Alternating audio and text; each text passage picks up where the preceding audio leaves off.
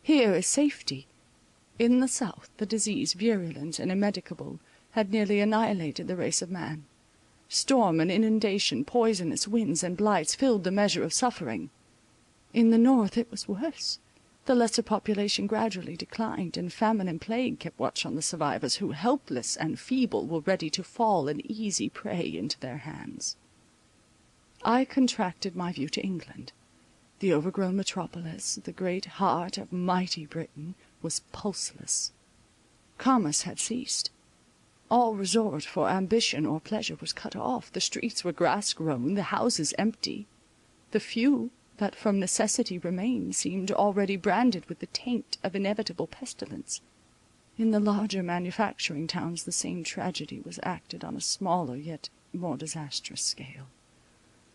There was no Adrian to superintend and direct, while whole flocks of the poor were struck and killed. Yet we were not all to die. No, truly, though thinned, the race of man would continue, and the great plague would in after years become matter of history and wonder. Doubtless this visitation was for extent unexampled, more need that we should work hard to dispute its progress. Ere this men have gone out in sport, and slain their thousands and tens of thousands, but now man had become a creature of price. The life of one of them was more worth than the so-called treasures of kings. Look at his thought-endued countenance, his graceful limbs, his majestic brow, his wondrous mechanism. The type and model of this best work of God is not to be cast aside as a broken vessel. He shall be preserved in his children, and his children's children carry down the name and form of man to latest time. Above all, I must guard those entrusted by nature and fate to my especial care. And surely, if among all my fellow creatures I were to select those who might stand forth examples of the greatness and goodness of man, I could choose no other than those allied to me by the most sacred ties. Some from among the family of man must survive, and these should be among the survivors. That should be my task, to accomplish it. My own life were a small sacrifice. There then in that castle, in Windsor Castle, birthplace of Idris and my babes, should be the haven and retreat for the racked bark of human society. Its forest should be our world, its garden afford us food. Within its walls I would establish the shaken throne of health. I was an outcast and a vagabond when Adrian gently threw over me the silver net of love and civilization, and linked me inextricably to human charities and human excellence. I was one who, though an aspirant after good, and an ardent lover of wisdom, was yet unenrolled in any list of worth, when Idris, the princely born, who was herself the personification of all that was divine in woman, she who walked the earth like a poet's dream, as a carved goddess endued with sense, or pictured saint stepping from the canvas, she, the most worthy, chose me, and gave me herself, a priceless gift. During several hours I continued thus to meditate, till hunger and fatigue brought me back to the passing hour, then marked by long shadows cast from the descending sun. I had wandered toward Bracknell, far to the west of Windsor. The feeling of perfect health which I enjoyed assured me that I was free from contagion. I remembered that Idris had been kept in ignorance of my proceedings. She might have heard of my return from London, and my visit to Bolter's Lock, which, connected with my continued absence, might tend greatly to alarm her. I returned to Windsor by the Long Walk, and passing through the town toward the castle, I found it in a state of agitation and disturbance. "It is too late to be ambitious," says Sir Thomas Browne. "We cannot hope to live so long in our names as some have done in their persons. One face of Janus holds no proportion to the other." Upon this text many fanatics arose who prophesied that the end of time was come. The spirit of superstition had birth from the wreck of our hopes, and antics wild and dangerous were played on the great theatre, while the remaining particle of futurity dwindled into a point in the eyes of the prognosticators. Weak-spirited women died of fear as they listened to their denunciations. Men of robust form and seeming strength fell into idiocy and madness, racked by the dread of coming eternity.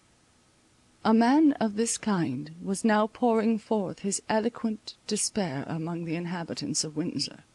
The scene of the morning, and my visit to the dead, which had been spread abroad, had alarmed the country people, so they had become fit instruments to be played upon by a maniac. The poor wretch had lost his young wife and lovely infant by the plague. He was a mechanic, and, rendered unable to attend to the occupation which supplied his necessities, famine was added to his other miseries. He left the chamber which contained his wife and child no more, but dead earth upon the earth, wild with hunger, watching, and grief. His diseased fancy made him believe himself sent by heaven to preach the end of time to the world. He entered the churches and foretold to the congregations their speedy removal to the vaults below. He appeared like the forgotten spirit of the time in the theatres, and bade the spectators go home and die. He had been seized and confined. He had escaped and wandered from London among the neighbouring towns, and, with frantic gestures and thrilling words, he unveiled to each their hidden fears, and gave voice to the soundless thought they dared not syllable. He stood under the arcade of the town hall of Windsor, and, from this elevation, harangued a trembling crowd. "Hear, ye inhabitants of the earth," he cried. "Hear thou, all-seeing but most pitiless heaven. Hear thou too, O tempest-tossed heart, which breathes out these words, yet faints beneath their meaning. Death is among us. The earth is beautiful and flower-bedecked, but she is our grave. The clouds of heaven weep for us. The pageantry of the stars is but our funeral torchlight. Grey-headed men, ye hoped for yet a few years in your long-known abode, but the lease is up. You must remove. Children, ye will never reach maturity. Even now the small grave is dug for ye. Mothers, clasp them in your arms, one death embraces you." Shuddering, he stretched out his hands. His eyes, cast up, seemed bursting from their sockets, while he appeared to follow shapes to us invisible in the yielding air. "There they are!" he cried. "The dead!